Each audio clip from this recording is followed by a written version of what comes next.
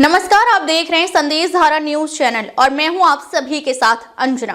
चलिए रूबरू होते हैं देश विदेश की बड़ी खबरों से। सीलमपुर हत्याकांड में लेडी डॉन जिक्रा का हाथ, भाई बहन मिलकर चलाते हैं गैंग, टीम में शामिल 15 से ज्यादा बदमाश। कुणाल की हत्या के मामले की पुलिस ने जांच तेज कर दी है। शुरुआती जांच में हत्या में साहिल और उसकी बहन जिक्रा के शामिल होने की बात सामने आई है। सूत्रों का कहना है कि दोनों भाई बहन मिलकर एक गैंग चलाते हैं। उसकी गैंग में 15 से ज्यादा सदस्य हैं। दिल्ली के न्यू सीलमपुर जे ब्लॉक में गुरुवार रात कुणाल नाम के युवक की हत्या के बाद से इलाके में तनाव का माहौल है। परिवार के साथ स्थानीय लोगों ने दूसरे समुदाय के युवकों पर हत्या के आरोप लगाते हुए उनकी गिरफ्तारी और फांसी की मांग करते हुए जमकर प्रदर्शन किया। कानून व्यवस्था बनाए रखने के लिए इलाके में भारी संख्या में पुलिस तैनात कर दिया गया है। स्थानीय लोगों ने दूसरे समुदाय पर लगातार हत्या करने का आरोप लगाते हुए अपने घरों पर हिंदू पलायन कर रहे हैं और मकान बिकाऊ है का पोस्टर लगाया और सरकार से इस मामले में मदद की गुहार लगाई है। उधर पुलिस ने इन मामलों में 2 संदिग्धों को हिरासत में लेकर उनसे पूछताछ कर रही है। कुणाल अपने परिवार के साथ जे ब्लॉक न्यू सीलमपुर इलाके में रहता था। परिवार में उसके पिता राजवीर, मां प्रवीण, 3 भाई गोलू, लक्की, विराट और बहन वंदना है। कुणाल के पिता पेशे से ऑटो चालक हैं, जबकि कुणाल गांधीनगर स्थित एक मकान में काम करता था। पिता के बीमार होने की वजह से कुणाल ही परिवार का पालन पोषण कर रहा था।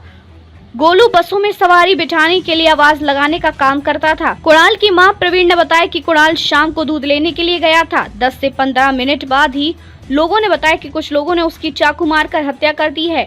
उसने आरोप लगाया कि जिक्रा नाम की युवती ने अपने भाई साहिल के साथ मिलकर उसकी हत्या की है। मां ने आरोप लगाया कि जिक्रा का उसके पड़ोसी युवक लाला से विवाद था। लाला अपने घर से गायब है। उन्होंने आरोप लगाया कि उसके बेटे को सिर्फ गिहारा समाज के होने की वजह से मार दिया गया है। उधर पुलिस ने इस मामले की जांच तेज कर दी है। पुलिस ने घटनास्थल के सीसीटीवी कैमरे की छानबीन करने के बाद 2 संदिग्धों को हिरासत में लेकर उनसे पूछताछ कर रही है। साथ ही परिवार ने जिन लोगों पर हत्या का आरोप लगाया है उनकी तलाश में दबिश दे रही है। कुणाल की मां ने कहा कि मेरा बेटा बेकसूर, उसकी किसी से कोई दुश्मनी नहीं थी। कुछ दिन पहले उसकी दादी को लकवा मार दिया था, जिसका इलाज अस्पताल में चल रहा था। वह अस्पताल से दादी को लाने के बाद चाय और समोसे खिलाने के लिए कहा।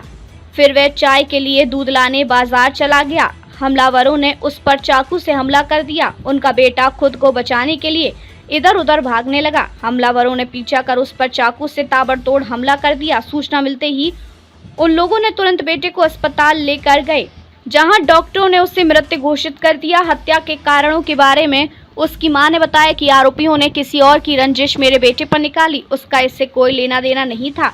उसकी बेवजह हत्या की गई। पिता राजवीर ने कहा कि उनके बेटे की किसी से कोई दुश्मनी नहीं थी। उन्होंने अपने आंखों के सामने 4-5 लोगों को अपने बेटे पर चाकू से हमला करते देखा गया। कुणाल की हत्या से नाराज लोग गुरुवार देर रात से प्रदर्शन कर रहे हैं।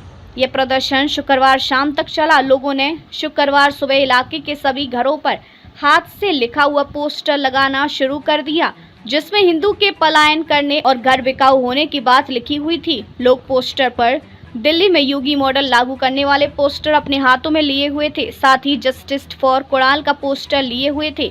स्थानीय लोगों का आरोप है कि यहां आए दिन उनके समाज के लोगों की हत्या की जा रही है। उनके मुताबिक अब तक 7 लोगों की हत्या की जा चुकी है। लोग जीटी रोड को जाम करना चाह रहे थे, लेकिन पुलिस ने उन्हें इसकी इजाजत नहीं दी। उसके बाद सभी जे ब्लॉक में जमा होकर नारेबाजी शुरू कर दी। तनावपूर्ण माहौल को देखते हुए वहां भारी संख्या में पुलिस बल को तैनात कर दिया गया। कुणाल की हत्या के मामले की पुलिस ने जांच तेज कर दी है। शुरुआती जांच में हत्या में शामिल और उनकी बहन जिक्रा के शामिल होने की बात सामने आई है। सूत्रों का कहना है कि दोनों भाई बहन मिलकर एक गैंग चलाते हैं। उनकी गैंग में 15 से ज्यादा सदस्य हैं। हाल ही में पुलिस ने जिक्रा के घर से हथियार बरामद किए थे। उसे शस्त्र अधिनियम के तहत गिरफ्तार किया गया था, लेकिन वह छूट गई। जिक्रा खुद लेडी डॉन कहलाना चाहती है। उसने अपने हाथ पर भी लेडी डॉन लिखा रखा है।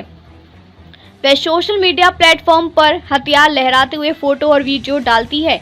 यहाँ तक कि उसने खुद ही पुलिस हिरासत के दौरान वीडियो को सोशल मीडिया प्लेटफॉर्म पर डाला है। हत्या के बाद स्थानीय लोगों का गुस्सा 7वें आसमान पर है। लोगों का आरोप है कि दूसरे समुदाय के लड़के लगातार उनके समाज के लोगों को तंग करते हैं। स्थानीय निवासी रौनित ने बताया कि दूसरे समुदाय के लोग स्कूल जा रही लड़कियों से छेड़छाड़ करते हैं। शिकायत करने के बावजूद उनकी कोई सुनवाई नहीं होती है। ऐसे में उनके घर को बेचकर जाने के सिवा कोई दूसरा रास्ता नहीं है। अब दूसरे समुदाय के लोग उनके लड़कों की हत्या तक करने लगे हैं। स्थानीय लोगों का आरोप है कि दूसरे समुदाय के नाबालिग भी अपने साथ पिस्टल और चाकू लेकर चलते हैं। थोड़े से विवाद होने पर वे जान लेने तक उतारू हो जाते हैं। यहाँ अक्सर लोगों से मोबाइल और पैसे भी छीन लिए जाते हैं। पटपड़गंज के विधायक रविंद्र नेगी समेत कई नेता पीड़ित परिवार को ढांढस देने के लिए पहुंचे। नेताओं ने पीड़ित परिवार को पलायन नहीं करने की बात कही और कहा कि वे हर संभव मदद करेंगे। यूनाइटेड हिंदू फ्रंट के अंतर्राष्ट्रीय कार्यकारी अध्यक्ष व भाजपा नेता जय भगवान गोयल ने कहा कि जे ब्लॉक सीलमपुर के हिंदुओं में फिर दहशत व डर का माहौल बनाकर जिहादियों द्वारा पलायन करने पर मजबूर किया जा रहा है। उन्होंने पीड़ित परिवारों से मिलकर उनको दिल्ली सरकार व पुलिस प्रशासन द्वारा जिहादियों के खिलाफ कड़ी कार्रवाई करवाने का आश्वासन दिया। अब दिल्ली में भी योगी जी का बुलडोजर मॉडल लागू करने की अपील मुख्यमंत्री और प्रधानमंत्री से की, ताकि इन जिहादियों में भी दहशत व डर का माहौल कायम हो सके। उन्होंने लोगों की ओर से लगाए गए पलायन के पोस्टर को फाड़ दिया। सीलमपुर हत्या मामले में सीएम रेखा गुप्ता का बयान में कहा गया कि जिन लोगों के इसमें नाम आ रहा है उन्हें दोषी कहा जा रहा है। पुलिस उनके पीछे है। मुझे उम्मीद है कि पुलिस बहुत जल्द इनको पकड़ लेगी। इस मामले में किसी भी प्रकार की कमी नहीं छोड़ी जाएगी। पुलिस अपना पूरा काम कर रही है। मृतक के परिवार के साथ पूरा न्याय होगा। दिल्ली एसके राज कुंद्रा की ये रिपोर्ट। अब तक के लिए बस इतना ही। फिर मिलते हैं कुछ ऐसी ही बड़ी खबरों के साथ। तब तक के लिए नमस्कार और देखते रहिए संदेश धारा न्यूज चैनल।